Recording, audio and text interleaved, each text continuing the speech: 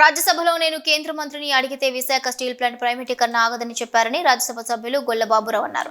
ఎంత త్వరగా వీలితే అంత త్వరగా విశాఖ స్టీల్ ప్లాంట్ ని ప్రైవేటీకరణ చేయడానికి కేంద్రం సిద్ధంగా ఉన్నారని, కూటమి ప్రభుత్వం విశాఖ స్టీల్ ప్లాంట్ ప్రైవేటీకరణపై మీ స్టాండ్ ఏంటో చెప్పాలని అన్నారు. కూటమి సపోర్ట్ వల్లే కేంద్రంలో అధికారం ఉన్న మోడీ ప్రభుత్వం విశాఖ స్టీల్ ప్లాంట్ ని ప్రైవేటీకరణ చేస్తుంటే చూస్తూ ఎందుకు ఊరుకుంటుంది అంటూ ప్రశ్నించారు. చేస్తే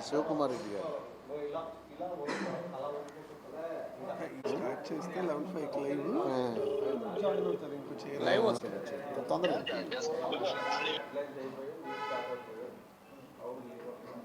గురుద్వారా నుంచి ఇక్కడ రావడం 10 నిమిషాలు ఏమో స్టార్ట్ అయినా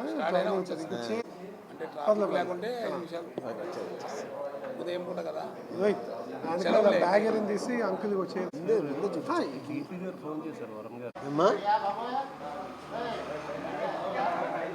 మీరు లైవ్ లైవ్ లైవ్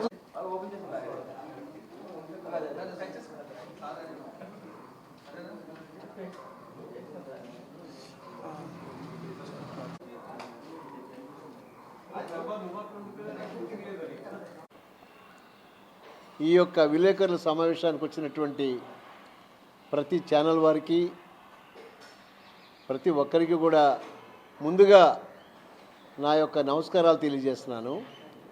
ఈరోజు ఈ యొక్క విలేకరుల సమావేశం యొక్క ముఖ్య ఉద్దేశం ముఖ్యంగా ఈ యొక్క మన విశాఖపట్నం స్టీల్ ఫ్యాక్టరీ భవిష్యత్తు మీద గత 3-4 సంవత్సరాల నుంచి విశాఖ ఉక్కు ఫ్యాక్టరీని ప్రైవేటైజ్ చేస్తున్నారు అని చెప్పి భారతదేశంలో మన ఆంధ్రప్రదేశ్లో చాలా వదంతులు, అలాగే అనేకమైనటువంటి విషయాలు మనం చూస్తూనే ఉన్నాం. ఈ మధ్యకాలంలో ఎలక్షన్స్ ముందు కూడా కూటమి నాయకులు శ్రీ చంద్రబాబు గారు, అలాగే జనసేన నాయకులు పవన్ కళ్యాణ్ గారు, బీజేపీ నాయకులు చాలామంది అందరూ కూడా విశాఖ ఉక్కు ఫ్యాక్టరీని మేము ప్రైవేటైజ్ చెయ్యం, మేము ఆపుతాం అని చెప్తూనే వస్తున్నారు. కానీ ఈ మధ్య నేను పార్లమెంట్లో విశాఖ ఉక్కు ఫ్యాక్టరీ గురించి దాన్ని ప్రైవేటైజ్ చేయొద్దని చెప్పి నేను ఒక ప్రశ్న వేయటం జరిగింది. ఆ ప్రశ్నకి జవాబుగా పంకజ్ చౌదరి గారు అనేటువంటి minister of state for finance, ఈ పంకజ్ చౌదరి గారు అనేటువంటి minister of state for finance వారు రిటర్న్గా నాకు రిప్లై కూడా వారు ఇవ్వటం జరిగింది. ఈ లెటర్లో ఉన్నటువంటి సారాంశం ఏంటంటే, ఎట్టి పరిస్థితుల్లో ఏంటంటే గవర్నమెంట్ పాలసీని బట్టి డిస్ఇన్వెస్ట్మెంట్ చేయటం పక్కాగా చేస్తాం. తర్వాత నాన్ స్ట్రాటజికల్ మరి ఆ యొక్క ఫ్యాక్టర్స్ని చూసి తప్పనిసరిగా విశాఖ స్టీల్ ఫ్యాక్టరీ అయితే ఖచ్చితంగా ప్రైవేటైజ్ చేసేటువంటి అంశాల్లో ముందుగా ఉందని చెప్పి వారు ఈ ఆన్సర్లో ఇవ్వటం జరిగింది. ఈ ఆన్సర్ని ఇచ్చిన తర్వాత మా విశాఖపట్నం ప్రజలకి, ఉత్తరాంధ్ర ప్రజలకి, ఆంధ్రప్రదేశ్లో ఉన్నటువంటి ప్రతి ఒక్కరికి కూడా నా విజ్ఞప్తి ఏంటంటే, ప్రైవేటైజేషన్ ఆగటం లేదు. కాబట్టి మనమందరం కూడా విశాఖ ఉక్కు ఫ్యాక్టరీ అనేది ఎన్నో త్యాగాల పునాదుల మీద కట్టినటువంటి ఫ్యాక్టరీ. ఎంతోమంది 40-45 మంది ఆ విశాఖ ఉక్కు ఫ్యాక్టరీ గురించి మరి వాళ్ళ ప్రాణాలు వాళ్ళు బలి తీసుకుంటాం జరిగింది. ఇన్ని రకాలుగా కష్టపడి తెచ్చుకున్నటువంటి విశాఖ ఉక్కు ఫ్యాక్టరీని ఈరోజు భారత ప్రభుత్వం వాళ్ళు మరి ఎప్పుడో ఎంత తొందరగా అయితే అంత తొందరగా వాళ్ళు ప్రైవేటైజ్ చేయడానికి సిద్ధంగా ఉన్నారు. ఇదందరూ కూడా ఈ సిద్ధంగా ఉన్నటువంటి పరిస్థితుల్లో మనం అందరం కూడా ఒక్కసారి ఆలోచించాలి. ఈ రోజున విశాఖపట్నం భవిష్యత్తే కాదు, ఆంధ్రప్రదేశ్ భవిష్యత్తు అంతా కూడా ఈ రోజున స్టీల్ ఫ్యాక్టరీ భవిష్యత్తు మీద ఆధారపడి ఉంది. ఈరోజు లక్షలాది మంది డైరెక్ట్గా ఇండైరెక్ట్గా స్టీల్ ఫ్యాక్టరీని నమ్ముకుని బ్రతుకున్నటువంటి కుటుంబాలు కోకొల్లలుగా ఉన్నాయి. కాబట్టి నేను కోరేది ఒకటే, నేను ఈరోజు కోరుతున్నాను, ఈరోజు డిమాండ్ చేస్తున్నాను.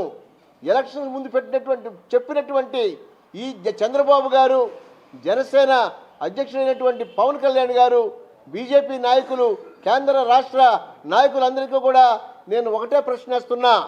ఈ స్టీల్ ఇండస్ట్రీ మీద, ఈ యొక్క స్టీల్ ఫ్యాక్టరీ మీద మీ స్టాండ్ ఏంటో తెలియజేయాలి.